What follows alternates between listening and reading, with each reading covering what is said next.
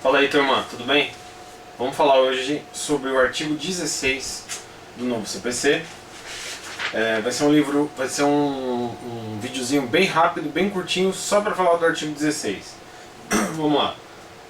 Nós estamos no livro 2 da função jurisdicional, título 1, da jurisdição e da ação. Artigo 16. A jurisdição civil é exercida pelos juízes e pelos tribunais em todo o território nacional, conforme as disposições desse código. Tá? No CPC de 73, a gente tinha o artigo 1º. A jurisdição civil, contenciosa e voluntária é exercida pelos juízes em todo o território nacional, conforme as disposições que este código estabelece. Bom, então vamos falar um pouquinho sobre o conceito de jurisdição. Tá? O que é a jurisdição? É a atuação estatal, visando a aplicação do direito objetivo ao caso concreto com definitividade, gerando pacificação social. Ou seja, o que significa isso? Que é uma atuação do Estado, porque o Poder Judiciário faz parte do Estado, né? Com a aplicação do direito ao caso concreto, quer dizer, a sentença vai dizer o que deve ser feito, tá? Com definitividade, ou seja, vai formar uma coisa julgada e aquela decisão vai se tornar definitiva, imutável, e aquela decisão, aquele exercício da jurisdição, consubstanciado na sentença, vai gerar a solução do conflito e vai gerar, portanto, a pacificação social. Tá? Então, repetindo o conceito, atuação estatal, visando a aplicação do direito objetivo ao caso concreto, com definitividade, gerando a pacificação social. Aí a gente tem a concepção de Carnelucci e a de Kelsen a respeito da sentença. Carnelucci entendia que a sentença é fazer concreta uma norma geral, e Kelsen já achava que a sentença é uma norma individual com base na regra geral. Por que eu estou falando de sentença? Porque é a sentença que vai formar a coisa julgada e a coisa julgada que vai gerar a definitividade e a pacificação social. Então o exercício da jurisdição é consubstanciado na sentença. E hoje nós temos uma nova visão. Não basta a aplicação da sentença, não basta a prolação da sentença. Hoje, a nova concepção do exercício da jurisdição com a finalidade de pacificação social engloba a efetividade do direito tutelado.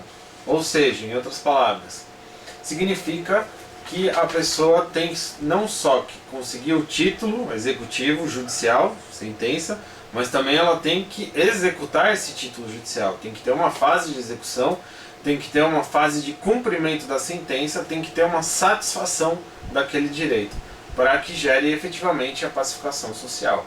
Tá? O antigo ganha, mas não leva. A pessoa ganhou a sentença, mas não consegue executar. Tá? Isso é uma concepção que já não tem mais cabimento. Hoje, o Poder Judiciário tem que executar, tem que garantir a efetividade do seu direito. E quais são os aspectos da jurisdição? Primeiro, ela é um poder.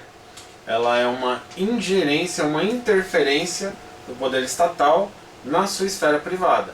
Por exemplo, uma determinada decisão, uma sentença, determinou a reintegração de posse de um determinado imóvel. Aí aquela pessoa que está ocupando o imóvel tem que sair, ainda que com base na força, porque a força estatal é legítima, certo? Função, no seu aspecto funcional, é uma função típica do Poder Judiciário. Tá? O Poder Judiciário, como função típica, tem o exercício da jurisdição. E tem as funções atípicas. Onde a gente vai encontrar isso? Por exemplo, no processo de impeachment. O processo de impeachment é um julgamento feito pelo Poder Legislativo. Existe uma certa discussão se é um julgamento jurídico ou se é um julgamento político. Vou evitar entrar nessa discussão, tá? Se perguntarem, dá um exemplo de uma função jurisdicional atípica. Impeachment, processo de impeachment. No seu aspecto, atividade. O que significa? É o conjunto de atos praticados por aquele indivíduo investido na jurisdição, que é o juiz de direito, o togado. Características da jurisdição agora. Primeiro, substitutividade. o exercício da jurisdição substitui a vontade das partes pela vontade da lei. Então, quer dizer, a decisão diz que tem que ser assim, tem que reintegrar. Não, mas a vontade da parte é permanecer no imóvel. Não, ele substitui a vontade da parte. A parte tem que sair do imóvel. Outra característica, a inércia da jurisdição. A gente já falou da inércia no outro vídeo. Quer dizer, o exercício da jurisdição fica condicionado à provocação do interessado. Definitividade, quer dizer, a formação da coisa julgada. Se a sentença não fosse definitiva, ela poderia ser alterada a qualquer tempo, não haveria pacificação. Tá? E se não houvesse pacificação, não seria jurisdição, seria um ato de administração, um ato administrativo. Tá? E a unidade, a jurisdição é uma só em todo o território nacional. E o seu exercício é limitado, só o exercício da jurisdição é limitado em unidades chamadas comarcas. E isso se chama competência. Tá? Então, repetindo, a jurisdição é uma só, ela vale em todo o território nacional e o exercício é limitado por unidades de competência. Tá? Princípios da jurisdição agora. Princípio da investidura, já falamos, é um juiz de direito, é o agente público investido na jurisdição. Tá? E ele pode ser investido por concurso ou por nomeação. Como que é feita a nomeação? Pelo quinto constitucional ou por indicação lá nos tribunais superiores, tá? No STF, no STJ. Princípio da territorialidade são as regras de competência, que nós já falamos agora há pouco. Tá? O juiz está adstrito às suas regras de competência dentro da sua comarca. Quais são as exceções?